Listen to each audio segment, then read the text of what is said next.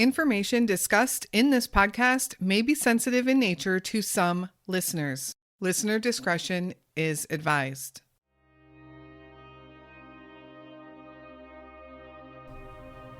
In August of 2019, 27-year-old Joel Stephany was living in Lima, New York, just 30 minutes south of Rochester.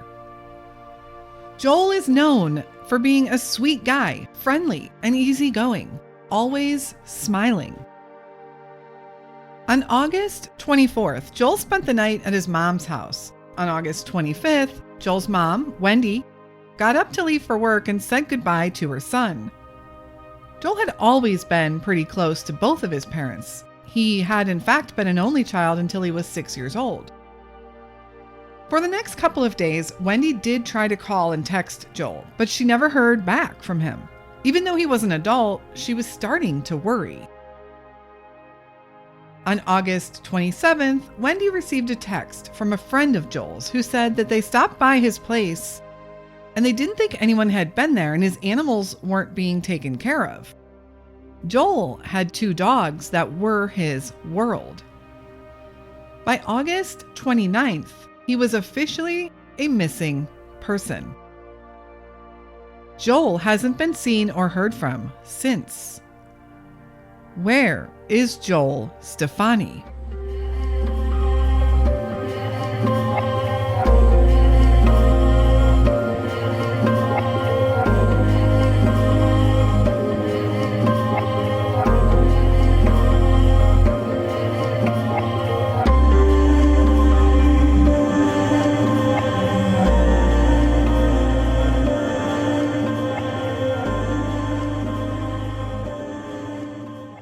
Hello, and welcome to this week's Where Are They? Bonus episode.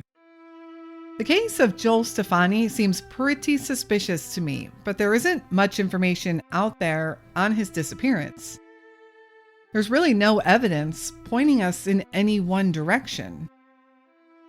It seems that Joel vanished into thin air. As we are approaching the 3-year anniversary of his disappearance, I really want to get his story told. I want to thank all of you so much for the support of our show and allowing me to share these stories, even the ones that don't have a lot of information out there to go on. Let's get into the story of Joel Stephany. Joel was born to parents Trey and Wendy, and for 6 years he was an only child. Trey and Wendy were both young when Joel was born, and they stated that Joel was the type of kid they could take everywhere with them, and they did. Joel remained close to his parents while growing up and his younger siblings that would be born later. As a kid, Joel was a proud Cub Scout. He played Little League Baseball every year, and he was even involved in the annual musical theater productions. He was an active kid. It's not exactly clear when or how it really began, but at some point, Joel found himself involved in the drug scene. He also found himself in trouble with the law regarding his drugs. In March of 2019, just months before he would vanish, Joel was pulled over for a traffic stop, and police found pills in his car, specifically Xanax, along with some marijuana. Joel was also a big fan of the rock band Phish. Big fan. In June, he traveled to Cleveland, Ohio for a concert, and he also purchased tickets for a Phish concert in Denver, Colorado for the end of August. Not only did he have to purchase those tickets, which weren't cheap, but he also had to purchase a round-trip ticket to fly to Denver. I'm not 100% sure, but I believe he did have friends in the Denver area. On August 24th, 2019, about a week before he would be leaving to go to this concert, Joel went to go visit with his mother, and he ended up spending the night at her house. The next morning, when Wendy was leaving for work, she said goodbye to her oldest son, and she told him she loved him. She walked out the door and left that morning as she always did. The next couple of days, Wendy tried to call and text her son, but she received no response. Her phone calls were going straight to voicemail. She was starting to worry a little bit, but after all, Joel was a 27-year-old adult. The disappearance. On August 27th, 2019, Wendy received a call from one of Joel's friends. They said they had stopped over at Joel's place because they hadn't been able to reach him, and he wasn't there. They also said it appeared as if the animals he had weren't being cared for, and that was concerning. Joel loved his dogs very much. So, of course, now Wendy was freaking out too. She also had not been able to reach Joel, and she knew that he would never not take care of his animals for a couple days, no matter what. On August 29th, Joel was officially reported missing. The search. There are contradictory opinions on how well the authorities investigated in the beginning, but what law enforcement did learn is that a friend of Joel's picked him up at his home on August 25th. On that evening, and that was the same day he had left his mother's house that morning. This friend said that they took him to Rochester, New York, about 25 to 30 minutes away. Specifically, an area of Rochester known as North Clinton Street. This friend of Joel's said he dropped him off around 7:30 p.m. He couldn't remember exactly where, however, and he had no idea where Joel was going from there. While law enforcement does seem to be going by what this friend said, family has stated that they don't believe this friend is necessarily reliable in their story. But authorities will roll on with this as the last sighting of Joel. In addition to law enforcement now hitting the streets and questioning people, the family does the same. They put missing posters up and flyers. They hit the streets and start talking to people. They really start doing their own search for Joel.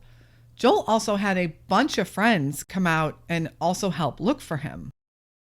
Homeless shelters were also searched and people there were talked to.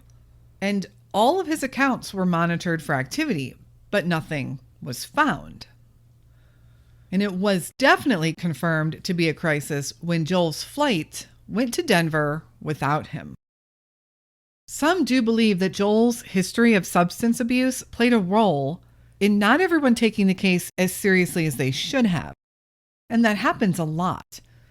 If someone has a history of substance abuse, sometimes authorities believe their disappearance was of their own accord. And searches continued to turn up no clues as to Joel's whereabouts. No one could find him or any sign of him. Family was able to get the help of some area nonprofit groups, Hope Dealers and SOARS, SOARS. And they did end up putting up a billboard and offering a $5,000 reward. Some leads would start to trickle in, and authorities said they have followed up on every single one of those leads, but still no Joel.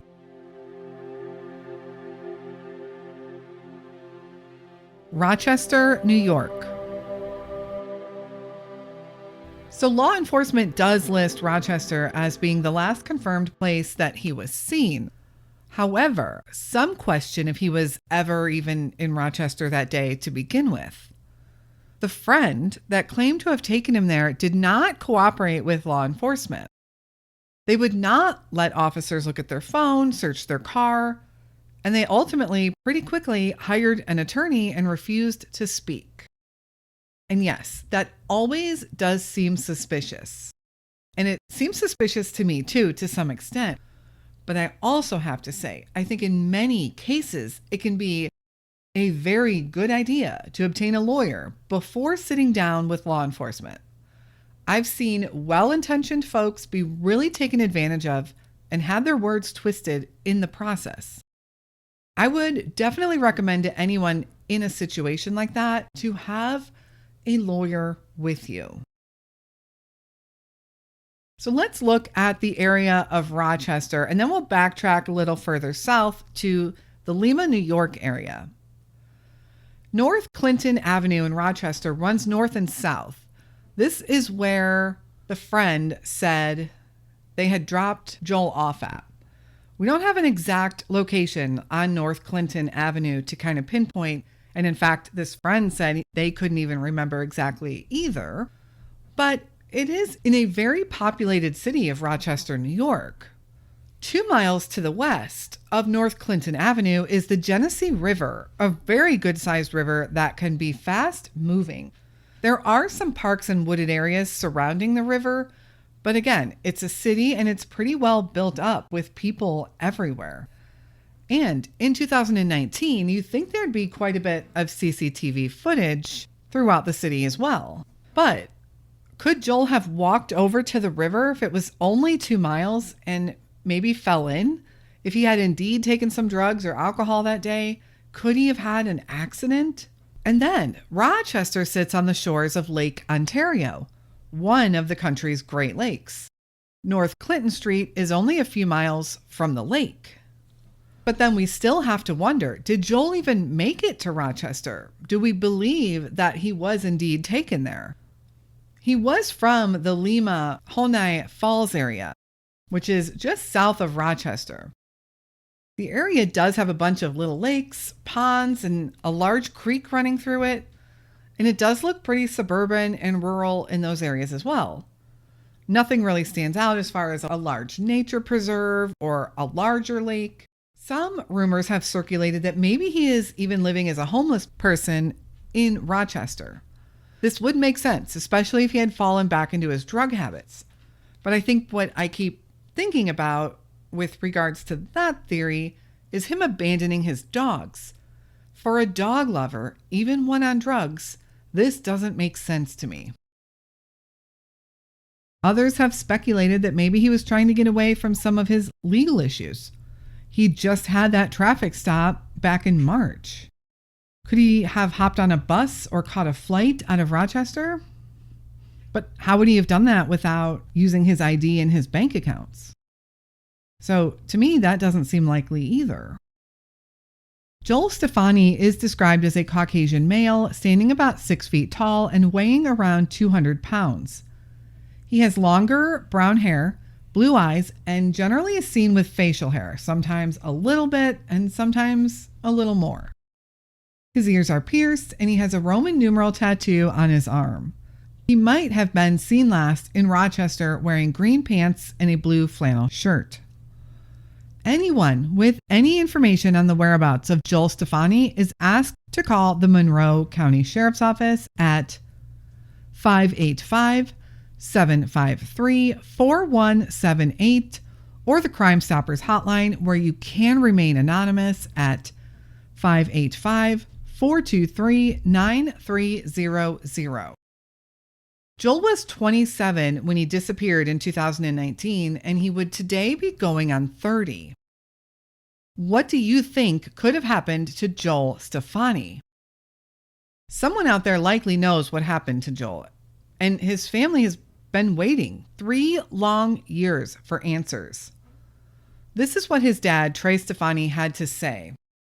Quote, "It's a little bit like you're in a fog. Certainly, the unknown is very hard. One day he's alive, one day he's dead. We go back and forth depending on the information we have." End quote. I can't imagine the horror of having to live like that every day. Thank you so much for listening to Joel's story today. Please remember to give us a follow over on social media for case updates and news. Hopefully there will be some in this case very soon. We will be back again next week with another Unsolved Missing Person episode. And until then, stay safe and hug your loved ones.